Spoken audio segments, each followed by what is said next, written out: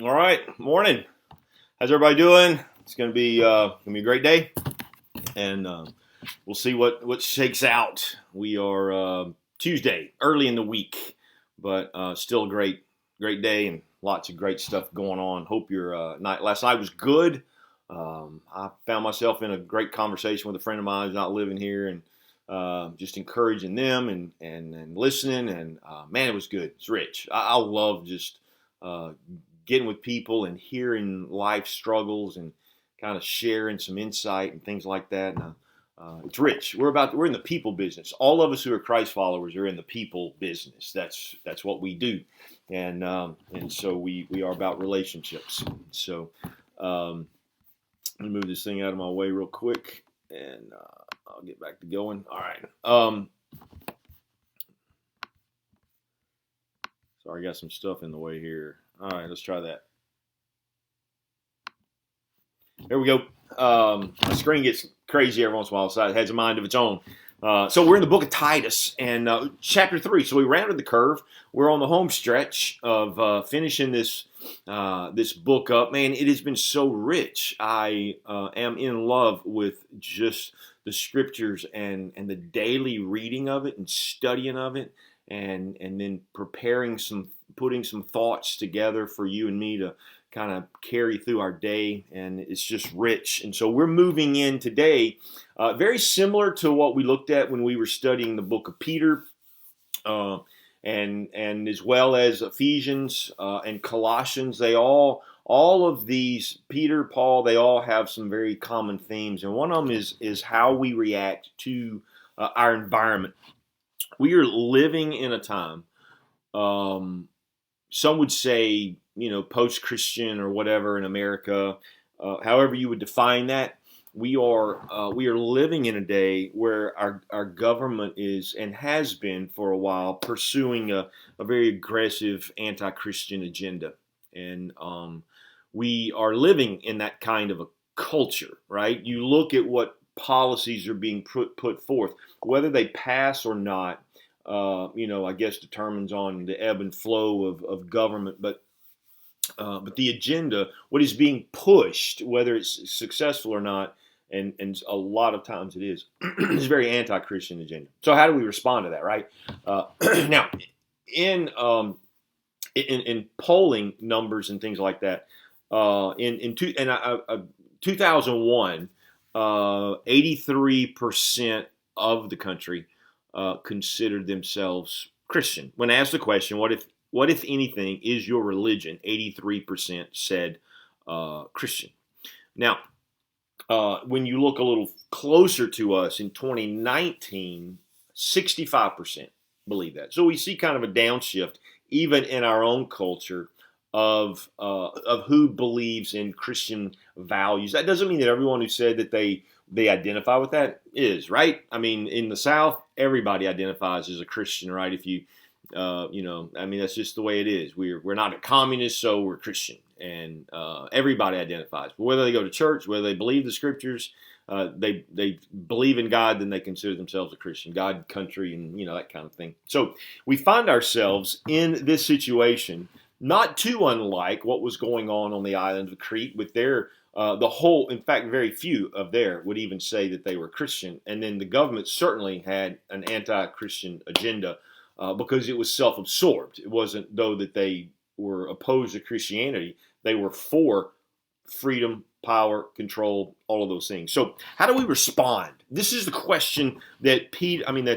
Paul is getting ready to address to us. How do we respond to our government? What is our role? What is our role in all of this? And we've obviously seen a lot of different things played out, right? We've seen protests, we've seen peace marches, we've seen marches that tended to end in greater struggle and strife. We've seen petitions, we've seen name calling. Man, during the past election season, I just kind of unfollowed for a season a lot of people just because of all this mess that was being slung back and forth. And so we have to kind of retool ourselves and refocus on a few things. And Without taking the time to have to go all through the scriptures to bring this to bear, I would just challenge you to do that on study on your own. But we aren't called to change our culture. We're not. I know that's something that a lot of the American church wants the church to do, is to try to make culture conform to our morality. And that would be amazing if it did, right? We would enjoy that environment a lot better. But the goal of you and me as Christ followers isn't to change culture in the sense of that we make it conform to us. It is to bring the lost to Christ. That ultimately is the goal. Now, as we do that, there is a change that takes place, right? If people in government in those areas of authority come to Christ, then we don't have to be against a Christian, whatever their agenda is, because inherently in them, when you come to Christ, will be a desire to live that out. And so the agenda will be different. But to confront a bunch of immoral, pagan people and try and convince them to do the right thing is not what God's called us to. Not as a whole. Maybe an individual, maybe some of y'all, but I don't read that in the scriptures. We're called to transform people. That's what we're called to do. And I think we get that confused. Then we end up with a government that's a struggle that turns more into a political struggle as opposed to a struggle between good and evil.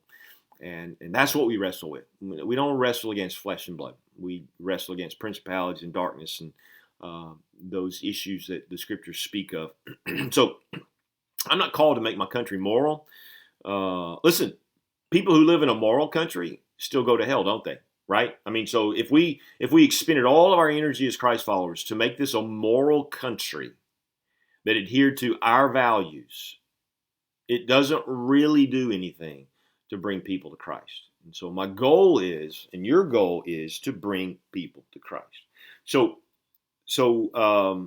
how do we do that? How do we kind of be the kind of people that Christ wants us to do? And it's by how we live. It's what he's been saying the whole way, right? Women, do these things so the word of God's not dishonored. Men, do these things so no one has anything bad to say about you, right? It's all of these issues. It is how we live our life. We're passing through here. This really isn't even our fight, right? Whatever. Throw us in a communist country, we should respond in the same way as if you threw us into a democracy or into an oligarchy or into a monarchy or into a democracy or into a socialist environment. No matter the environment, our goal is always the same. We're not called to confront those things. We're called to live rightly in the midst of it. And so this is, again, the same kind of a thought process, and this is where Paul is. So remember, he just finished talking to us about the grace of God has appeared, teaching us certain things. And we looked at those.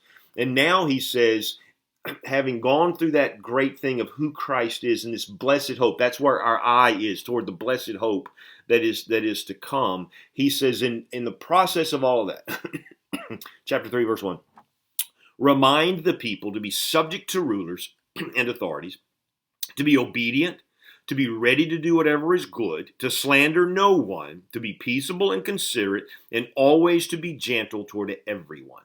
7 directives that he gives us in this passage. And I want us just to kind of look at these.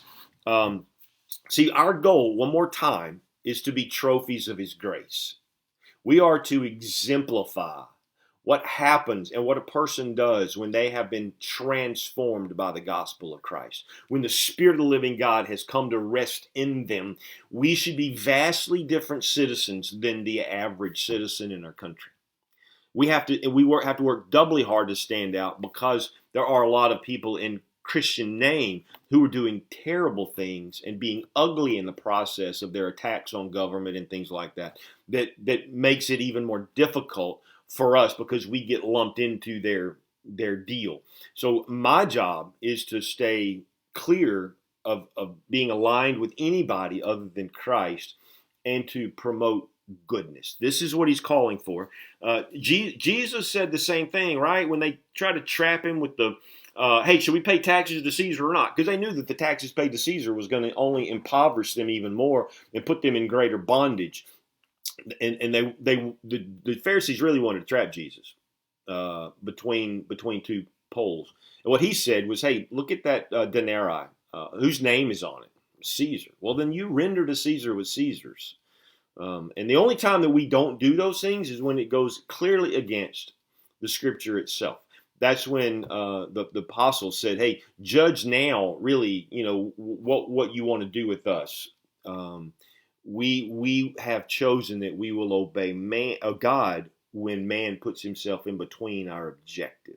And so this is where we find ourselves. Romans 13, Paul does an incredible treatise there of explaining our role to government, government's role to us, and our response to government. Today, though, our focus is in Titus.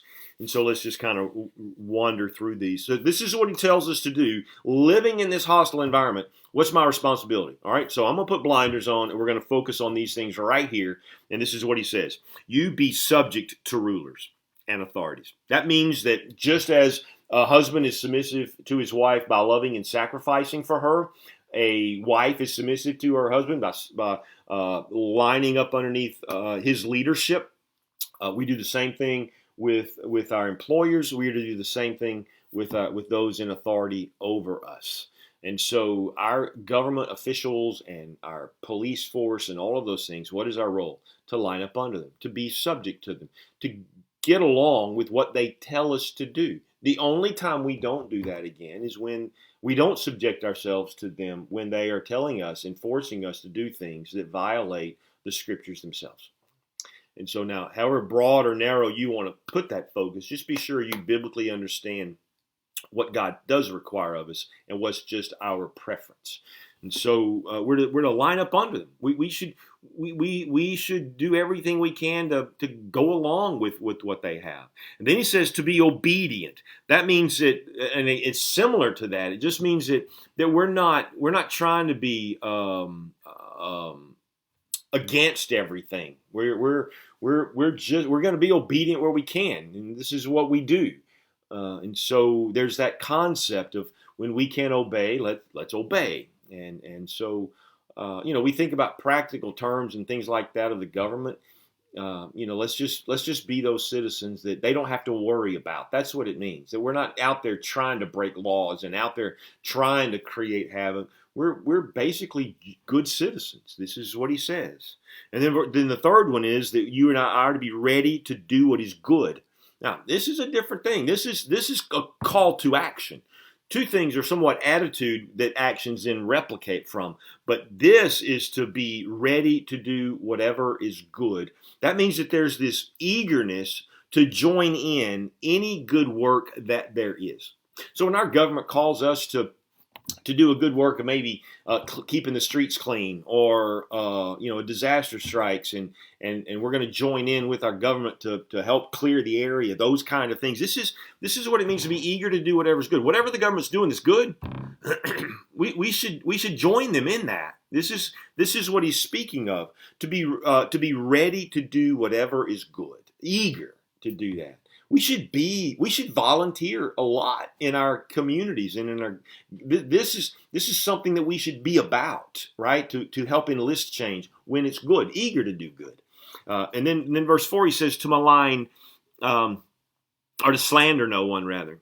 Now this is where we get into trouble, and I try to be really careful. I posted something the other day about the evil of the administration's party and platform and all of that. And I think a lot of people may have gotten upset with that.